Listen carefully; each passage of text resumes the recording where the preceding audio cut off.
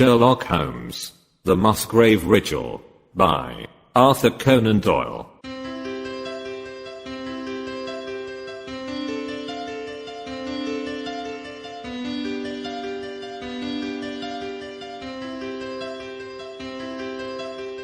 An anomaly which often struck me in the character of my friend Sherlock Holmes was that, although in his methods of thought he was the neatest and most methodical of mankind, and although also he affected a certain quiet primness of dress, he was nonetheless in his personal habits one of the most untidy men that ever drove a fellow lodger to distraction. Not that I'm in the least conventional in that respect myself. The rough and tumble work in Afghanistan, coming on the top of a natural bohemianism of disposition, has made me rather more lax than befits a medical man.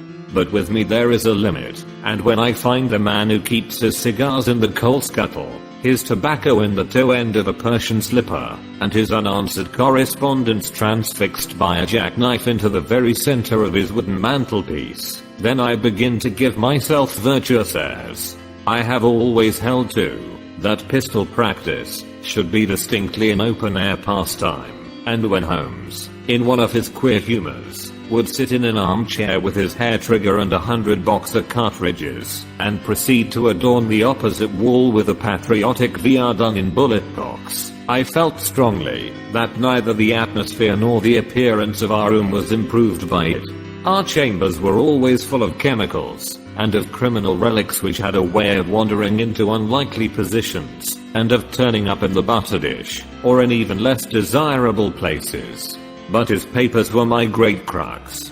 He had a horror of destroying documents, especially those which were connected with his past cases, and yet it was only once in every year or two that he would muster energy to docket and arrange them. For, as I have mentioned somewhere in these incoherent memoirs, the outbursts of passionate energy, when he performed the remarkable feats with which his name is associated, were followed by reactions of lethargy during which he would lie about with his violin and his books, hardly moving save from the sofa to the table.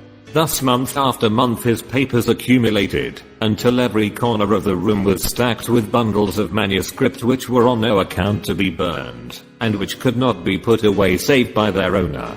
One winter's night, as we sat together by the fire, I ventured to suggest to him that, as he had finished pasting extracts into his commonplace book, he might employ the next 2 hours in making our room a little more habitable. He could not deny the justice of my request, so with a rather rueful face he went off to his bedroom, from which he returned presently pulling a large tin box behind him. This he placed in the middle of the floor, and, squatting down upon a stool in front of it, he threw back the lid. I could see that it was already a third full of bundles of paper tied up with red tape into separate packages. "There are cases enough here, Watson," said he, looking at me with mischievous eyes. "I think that, if you knew all that I had in this box you would ask me to pull some out instead of putting others in. These are the records of your early work, then?" I asked.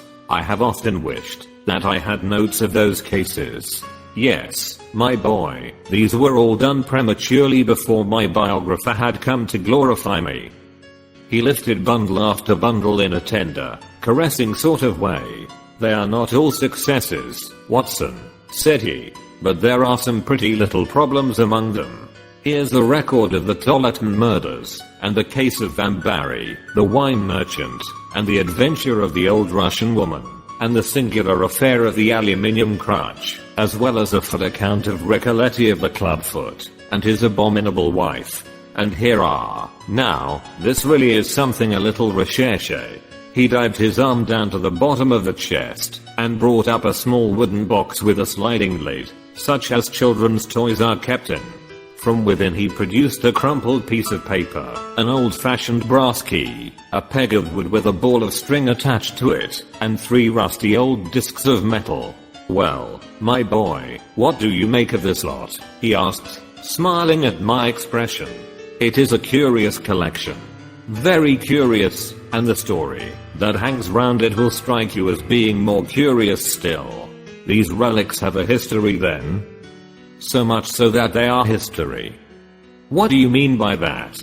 Sherlock Holmes picked them up one by one and laid them along the edge of the table. Then he reseated himself in his chair and looked them over with a gleam of satisfaction in his eyes. "These," said he, "are all that I have left to remind me of the adventure of the Musgrave ritual." I had heard him mention the case more than once, though I had never been able to gather the details. "I should be so glad," said I, "if you would give me an account of it." "And leave the litter as it is," he cried, mischievously. "Your tidiness won't bear much strain after all, Watson. But I should be glad that you should add this case to your annals, for there are points in it which make it quite unique in the criminal records of this, or, I believe, of any other country. A collection of my trifling achievements would certainly be incomplete which contained no account of this very singular business. You may remember how the affair of the Gloria Scott, and my conversation with the unhappy man, whose fate I told you of, first turned my attention in the direction of the profession which has become my life's work. You see me now, when my name has become known far and wide, and when I'm generally recognized both by the public and by the official force as being a final court of appeal in doubtful cases.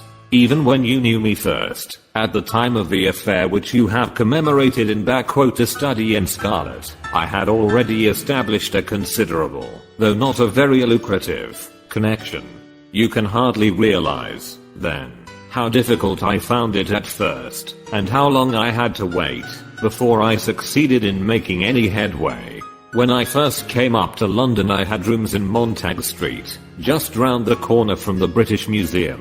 And there I waited, filling in my too abundant leisure time by studying all those branches of science which might make me more efficient. Now and again cases came in my way, principally through the introduction of old fellow students. For during my last years at the university there was a good deal of talk there about myself and my methods. The third of these cases was that of the Musgrave ritual, and it is to the interest which was aroused by that singular chain of events, and the large issues which proved to be at stake, that I traced my first stride towards the position which I now hold. Reginald Musgrave had been in the same college as myself, and I had some slight acquaintance with him.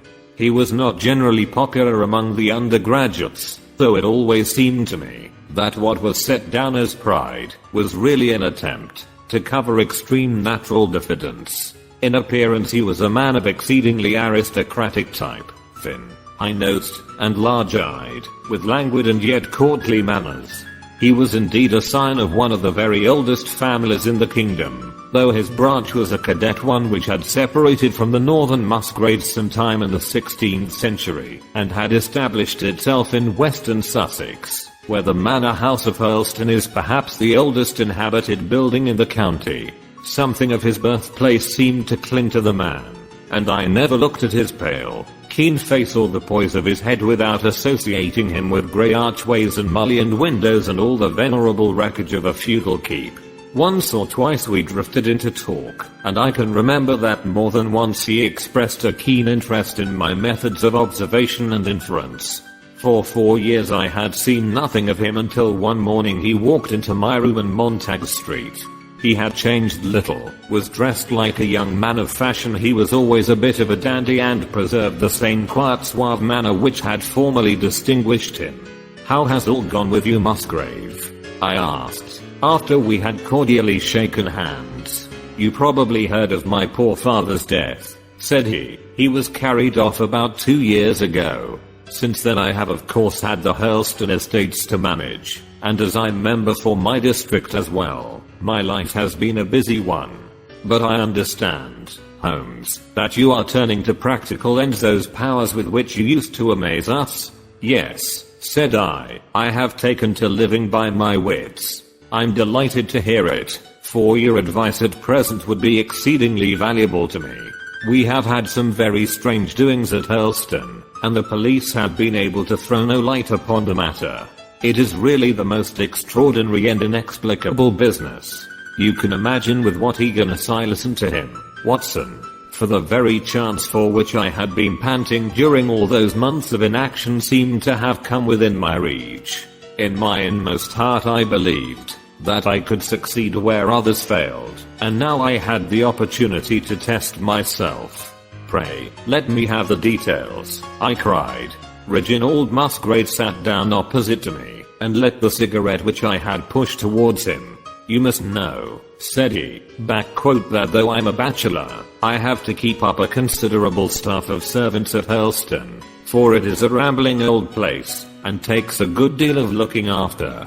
I preserve too, and in the pheasant months I usually have a house party, so that it would not do to be short-handed.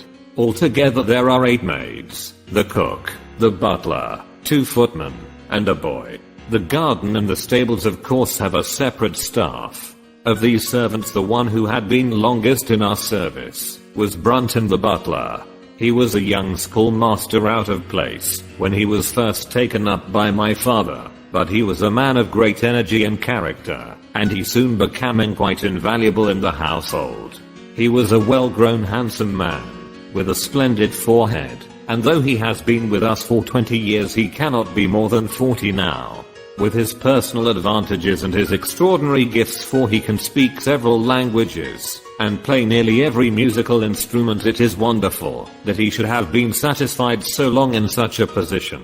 But I suppose that he was comfortable and lacked energy to make any change. The butler of Hurlstone is always a thing that is remembered by all who visit us. But this paragon has one fault. He is a bit of a Don Juan, and you can imagine that for a man like him, it is not a very difficult part to play in a quiet country district. When he was married it was alright, but since he has been a widower we have had no end of trouble with him. A few months ago we were in hopes that he was about to settle down again, for he became engaged to Rachel Howells, our second housemaid, but he has thrown her over since then, and taken up with Janet Tregellis, the daughter of the head gamekeeper. Rachel, who is a very good girl, but of an excitable Welsh temperament, had a sharp touch of brain fever, and goes about the house now, or did until yesterday, like a black-eyed shadow of her former self. That was our first drama at Hurlstone, but a second one came to drive it from our minds, and it was prefaced by the disgrace and dismissal of Butler Brunton. This was how it came about. I have said that the man was intelligent, and this very intelligence has caused his ruin, for it seems to have led to an insatiable curiosity about things which did not in the least concern him. I had no idea of the lengths to which this would carry him, until the merest accident opened my eyes to it. I have said that the house is a rambling one. One day last week on Thursday night, to be more exact, I found that I could not sleep, having foolishly taken a cup of strong cafe noir after my dinner. After struggling against it until 2 in the morning, I felt that it was quite hopeless, so I rose and lit the candle with the intention of continuing a novel which I was reading. The book, however, had been left in the billiard room, so I pulled on my dressing gown and started off to get it. In order to reach the billiard room I had to descend a flight of stairs, and then to cross ahead of a passage which led to the library and the gun room. You can imagine my surprise when, as I looked down this corridor, I saw a glimmer of light coming from the open door of the library. I had myself extinguished the lamp and closed the door before coming to bed. Naturally my first thought was of burglars. The corridors at Hurlstone have their walls largely decorated with trophies of old weapons.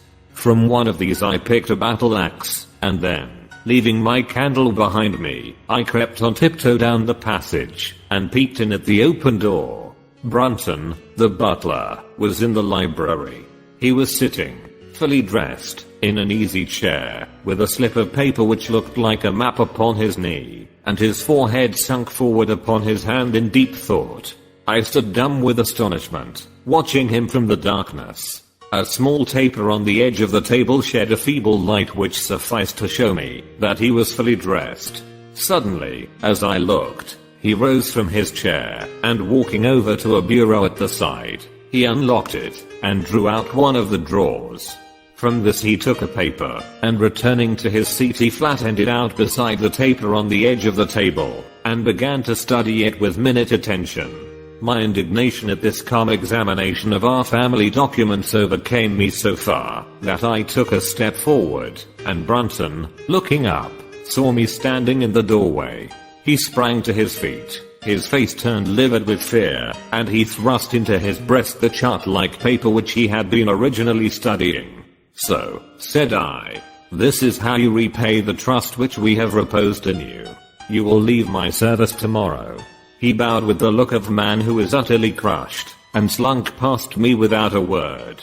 The taper was still on the table, and by its light I glanced to see what the paper was which Brunton had taken from the bureau.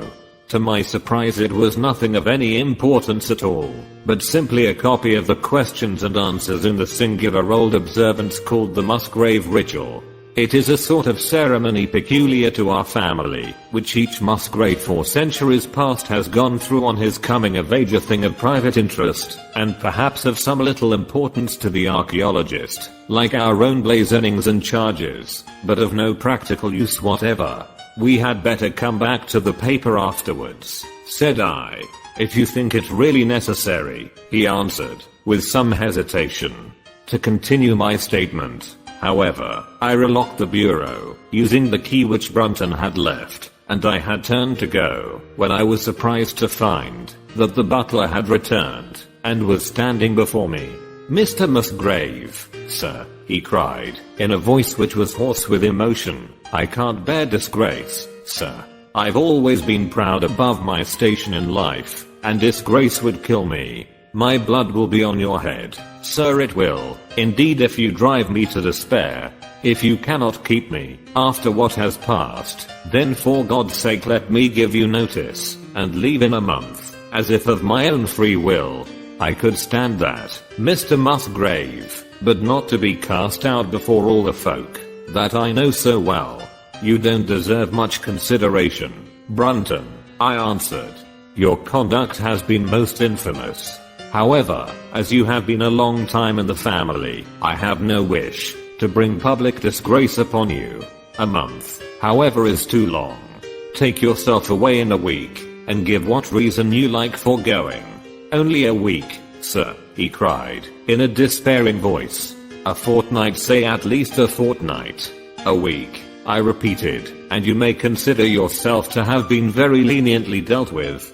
He crept away, his face sunk upon his breast, like a broken man, while I put out the light, and returned to my room. For 2 days after this Brunton was most assiduous in his attention to his duties. I made no allusion to what had passed, and waited with some curiosity, to see how he would cover his disgrace. On the third morning, however, he did not appear, as was his custom, after breakfast to receive my instructions for the day. As I left the dining room, I happened to meet Rachel Howells, the maid. I have told you that she had only recently recovered from an illness, and was looking so wretchedly pale and wan, that I remonstrated with her for being at work. "You should be in bed," I said. "Come back to your duties when you are stronger." She looked at me with so strange an expression that I began to suspect that her brain was affected. "I'm strong enough, Mr. Musgrave," said she. "We will see what the doctor says," I answered. "You must stop work now, and when you go downstairs just say that I wish to see Brunton." "The butler is gone," said she. "Gone? Gone where?" "He is gone. No one has seen him. He is not in his room." "Oh, yes, he is gone. He is gone." She fell back against the wall with shriek after shriek of laughter, while I, horrified at this sudden hysterical attack, rushed to the bell to summon help. The girl was taken to her room, still screaming and sobbing, while I made inquiries about Brunton. There was no doubt about it, that he had disappeared. His bed had not been slept in, he had been seen by no one, since he had retired to his room the night before, and yet it was difficult to see how he could have left the house, as both windows and doors were found to be fastened in the morning. His clothes, his watch, and even his money were in his room, but the black suit which he usually wore was missing. His slippers too were gone, but his boots were left behind. Where then could Butler Brunton have gone in the night, and what could have become of him now? Of course we searched the house from cellar to garret, but there was no trace of him. It is, as I have said, a labyrinth of an old house, especially the original wing, which is now practically uninhabited, but we ransacked every room and cellar without discovering the least sign of the missing man. It was incredible to me that he could have gone away leaving all his property behind him, and yet where could he be? I called in the local police, but without success. Rain had fallen on the night before, and we examined the lawn and the paths all round the house, but in vain. Matters were in this state when a new development quite drew our attention away from the original mystery. For 2 days Rachel Howells had been so ill, sometimes delirious, sometimes hysterical, that a nurse had been employed to sit up with her at night. On the third night after Brunton's disappearance, the nurse, finding her patient sleeping nicely, had dropped into a nap in the armchair when she woke in the early morning to find the bed empty, the window open, and no signs of the invalid. I was instantly aroused, and, with the 2 footmen, started off at once in search of the missing girl. It was not difficult to tell the direction which she had taken, for, starting from under her window, we could follow her footmarks easily across the lawn to the edge of the mere, where they vanished close to the gravel path which leads out of the grounds. The lake there is 8 feet deep, and you can imagine our feelings when we saw that the trail of the poor demented girl came to an end at the edge of it. Of course, we had the drags at once, and set to work to recover the remains, but no trace of the body could we find. On the other hand, we brought to the surface an object of most unexpected kind. It was a linen bag which contained within it a mass of old rusted and discolored metal and several dull-colored pieces of pebble or glass. This strange find was all that we could get from the mere, and, although we made every possible search and inquiry yesterday, we know nothing of the fate either of Rachel Howells or of Richard Brunton. The county police are at their wits' end, and I have come up to you as a last resource. You can imagine, Watson, with what eagerness I listened to this extraordinary sequence of events, and endeavored to piece them together, and to devise some common thread upon which they might all hang. The butler was gone. The maid was gone. The maid had loved the butler, but had afterwards had cause to hate him. She was of Welsh blood, fiery and passionate. She had been terribly excited immediately after his disappearance. She had flung into the lake a bag containing some curious contents. These were all factors which had to be taken into consideration, and yet none of them got quite to the heart of the matter. What was the starting point of this chain of events? There lay the end of this tangled line. I must see that paper, Musgrave, said I, which this butler of your thought it worth his while to consult, even at the risk of the loss of his place. It is rather an absurd business, this ritual of ours, he answered. But it has at least the saving grace of antiquity to excuse it. I have a copy of the questions and answers here, if you care to run your eye over them.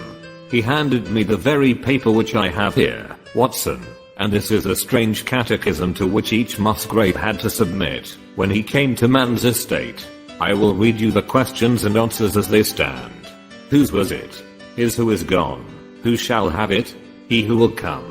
What was the month? The 6th from the 1st. Where was the sun? Over the oak. Where was the shadow? Under the elm. How was it stepped? North by 10 and by 10, east by 5 and by 5, south by 2 and by 2, west by 1 and by 1, and so under. What shall we give for it? All that is ours. Why should we give it? For the sake of the trust. The original has no date, but is in the spelling of the middle of the 17th century, remarked Musgrave. I'm afraid, however, that it can be of little help to you in solving this mystery. At least, said I, it gives us another mystery, and one which is even more interesting than the first. It may be that the solution of the one may prove to be the solution of the other. You will excuse me, Musgrave, if I say that your butler appears to me to have been a very clever man, and to have had a clearer insight than 10 generations of his masters. I hardly follow you, said Musgrave. The paper seems to me to be of no practical importance, but to me, it seems immensely practical, and I fancy that Brunton took the same view. He had probably seen it before that night on which you caught him. It is very possible. We took no pains to hide it. He simply wished, I should imagine, to refresh his memory upon that last occasion. He had, as I understand, some sort of map or chart which he was comparing with the manuscript, and which he thrust into his pocket when you appeared.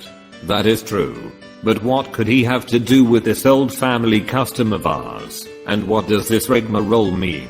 I don't think that we should have much difficulty in determining that, said I. With your permission, we will take the first train down to Sussex, and go a little more deeply into the matter upon the spot. The same afternoon saw us both at Hurlstone.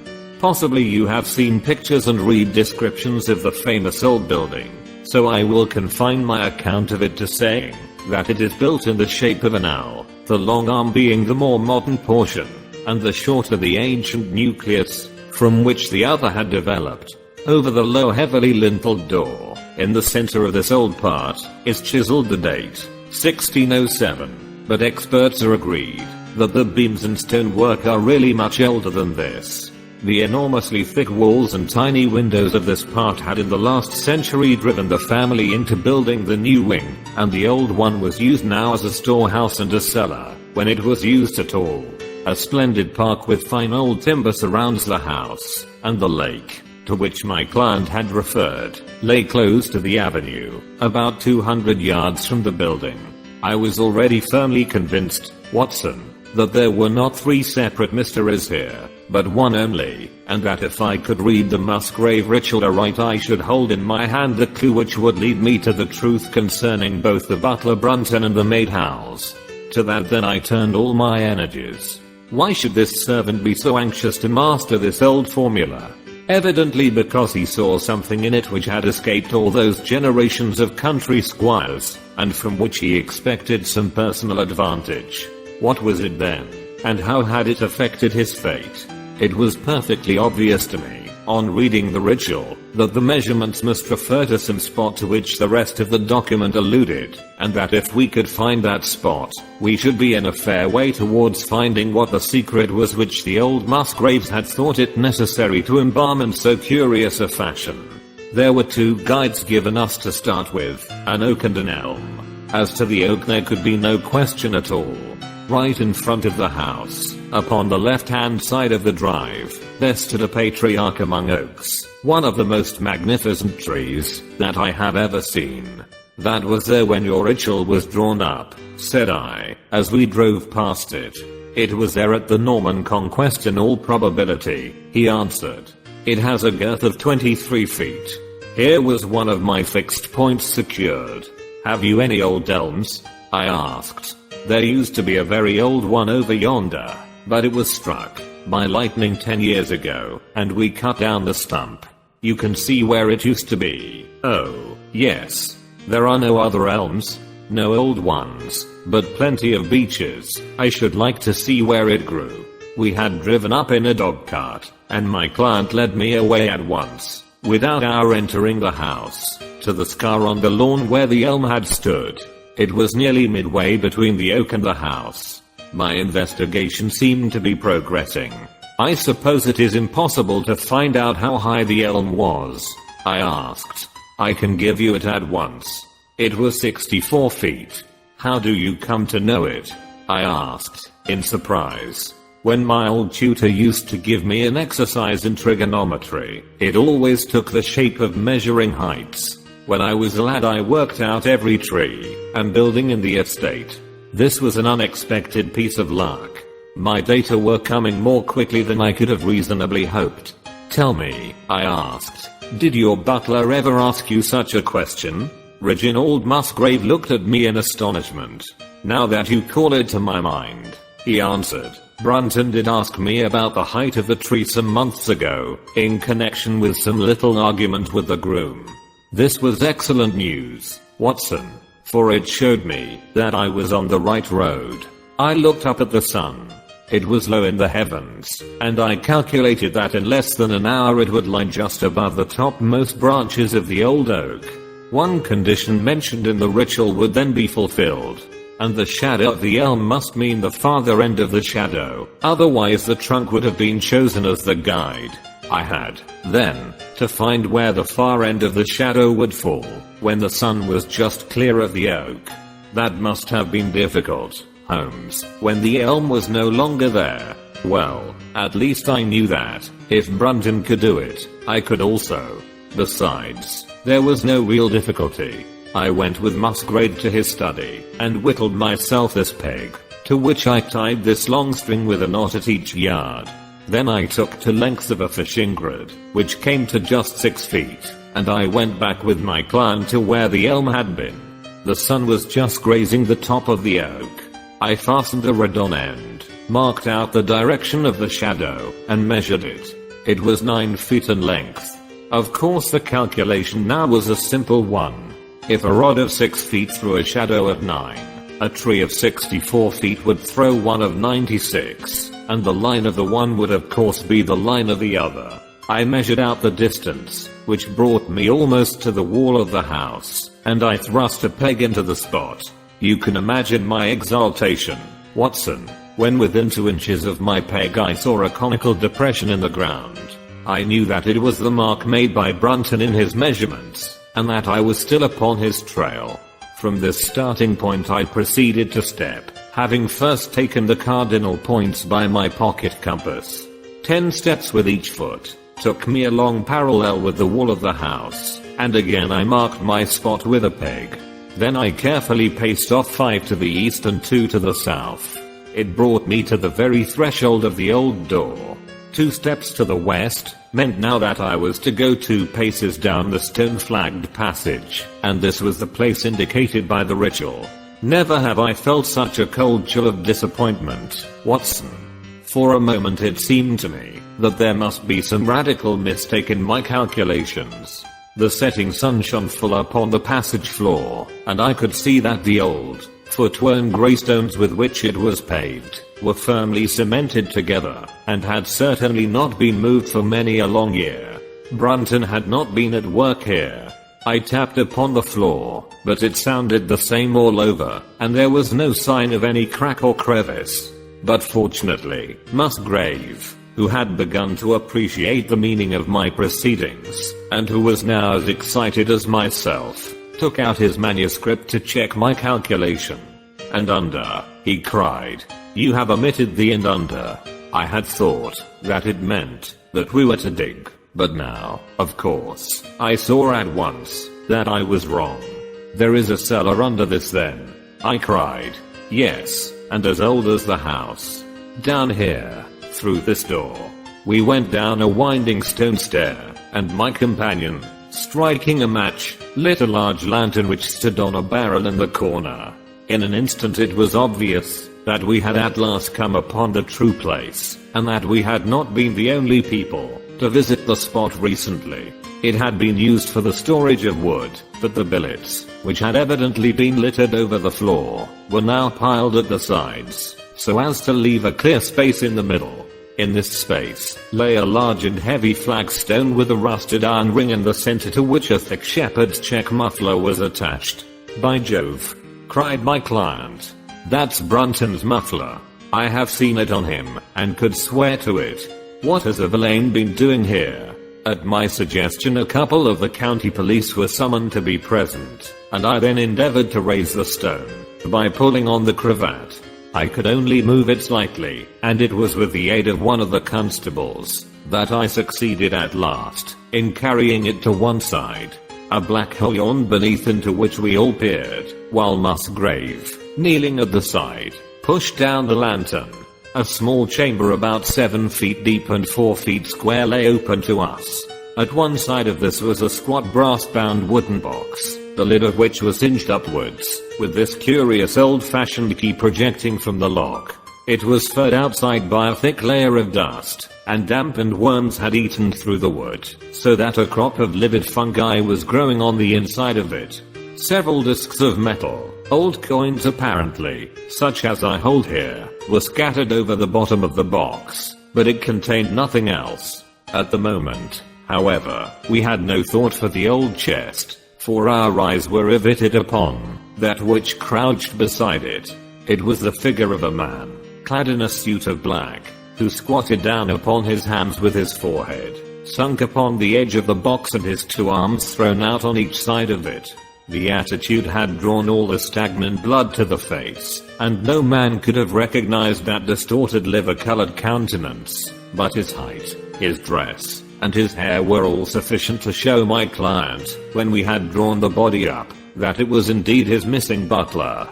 He had been dead some days, but there was no wound or bruise upon his person to show how he had met his dreadful end. When his body had been carried from the cellar, we found ourselves still confronted with a problem which was almost as formidable as that with which we had started. I confess that so far, Watson, I had been disappointed in my investigation. I had reckoned upon solving the matter when once I had found the place referred to in the ritual, but now I was there, and was apparently as far as ever from knowing what it was which the family had concealed with such elaborate precautions. It is true that I had thrown light upon the fate of Brunton, but now I had to ascertain how that fate had come upon him, and what part had been played in the matter by the woman who had disappeared. I sat down upon a keg in the corner and thought the whole matter carefully over.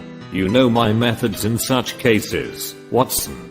I put myself in the man's place, and, having first gauged his intelligence, I try to imagine how I should myself have proceeded under the same circumstances. In this case the matter was simplified by Brunton's intelligence being quite first-rate, so that it was unnecessary to make any allowance for the personal equation, as the astronomers had dubbed it.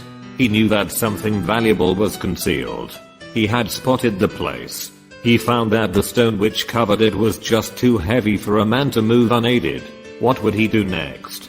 He could not get help from outside, even if he had someone whom he could trust, without the unbarring of doors and considerable risk of detection. It was better, if he could, to have his helpmate inside the house. But whom could he ask? This girl had been devoted to him. A man always finds it hard to realize that he may have finally lost a woman's love, however badly he may have treated her. He would try by a few attentions to make his peace with the girl Howells, and then would engage her as his accomplice. Together they would come at night to the cellar, and their united force would suffice to raise the stone. So far I could follow their actions, as if I had actually seen them. But for two of them, and one a woman, it must have been heavy work the raising of that stone. A burly Sussex policeman, and I had found it no light job. What would they do to assist them? Probably what I should have done myself. I rose and examined carefully the different billets of wood which were scattered round the floor. Almost at once I came upon what I expected. One piece, about 3 feet in length, had a very marked indentation at one end, while several were flattened at the sides, as if they had been compressed by some considerable weight. Evidently, as they had dragged the stone up they had thrust the chunks of wood into the chink, until at last, when the opening was large enough to crawl through, they would hold it open by a billet placed lengthwise, which might very well become indented at the lower end, since the whole weight of the stone would press it down onto the edge of this other slab. So far I was still on safe ground. And now how was I to proceed to reconstruct this midnight drama? Clearly, only one could fit into the hole, and that one was Brunton. The girl must have waited above. Brunton then unlocked the box, handed up the contents presumably since they were not to be found, and then what happened? What mouldering fire of vengeance had suddenly sprung into flame in this passionate Celtic woman's soul, when she saw the man who had wronged her, perhaps, far more than we suspected in her power? Was it a chance that the wood had slipped, and that the stone had shut Brunton into what had become his sepulchre? Had she only been guilty of silence as to his fate? Or had some sudden blow from her hand dashed the support away, and sent the slab crashing down into its place? Be that as it might, I seemed to see that woman's figure still clutching at her treasure trove, and flying wildly up the winding stair. with her ears ringing, perhaps with the muffled screams from behind her, and with the drumming of frenzied hands against the slab of stone which was choking her faithless lover's life out. Here was the secret of her blanched face, her shaken nerves, her peals of hysterical laughter on the next morning. But what had been in the box? What had she done with that? Of course, it must have been the old metal and pebbles which my client had dragged from the mere. She had thrown them in there at the first opportunity, to remove the last trace of her crime. For 20 minutes I had sat motionless, thinking the matter out. Musgrave still stood with a very pale face, swinging his lantern, and peering down into the hole. "These are coins of Charles I," said he, holding out the few which had been in the box. "You see, we were right in fixing our date for the ritual. We may find something else of Charles I cried, as the probable meaning of the first question of the ritual broke suddenly upon me. "Let me see the contents of the bag which you fished from the mere." We ascended to his study, and he laid the debris before me. I could understand his regarding it as of small importance, when I looked at it, for the metal was almost black and the stones lusterless and dull. I rubbed one of them on my sleeve, however, and it glowed afterwards like a spark in the dark hollow of my hand. The metal work was in the form of a double ring, but it had been bent and twisted out of its original shape. "You must bear in mind," said I, "that the royal party made head in England even after the death of the king, and that when they at last fled they probably left many of their most precious possessions buried behind them, with the intention of returning for them in more peaceful times. My ancestor, Sir Alf Musgrave, was a prominent cavalier and the right-hand man of Charles II in his wanderings," said my friend. "Ah, indeed," I answered. "Well now, I think that really should give us the last link that we wanted. I must congratulate you on coming into the possession, though in rather a tragic manner, of a relic which is of great intrinsic value, but of even greater importance as an historical curiosity." "What is it, then?" he gasped in astonishment. "It is nothing less than the ancient crown of the kings of England." "The crown?" "Precisely. Consider what the ritual says. How does it run? Whose was it?" "His who is gone." "That was after the execution of Charles. Then, who shall have it?" "He who will come." "That was Charles II, whose advent was already foreseen. There can, I think, be no doubt that this battered and shapeless diadem once encircled the brows of the royal Stuarts. And how came it in the pond? Ah, that is a question that will take some time to answer." And with that I sketched out to him the whole long chain of surmise and of proof which I had constructed. The twilight had closed in, and the moon was shining brightly in the sky before my narrative was finished. "And how was it then that Charles did not get his crown when he returned?" asked Musgrave, pushing back the relic into its linen bag. "Ah, there you lay your finger upon the one point which we shall probably never be able to clear up. It is likely that the Musgrave who held the secret died in the interval, and by some oversight, left this guide to his descendant without explaining the meaning of it. From that day to this, it has been handed down from father to son, until at last it came within reach of a man who tore its secret out of it, and lost his life in the venture. And that's the story of the Musgrave ritual, Watson. They have the crown down at Hurlstone, though they had some legal bother and a considerable sum to pay before they were allowed to retain it. I'm sure that, if you mentioned my name, they would be happy to show it to you. Of the woman nothing was ever heard, and the probability is that she got away out of England and carried herself and the memory of her crime to some land beyond the seas.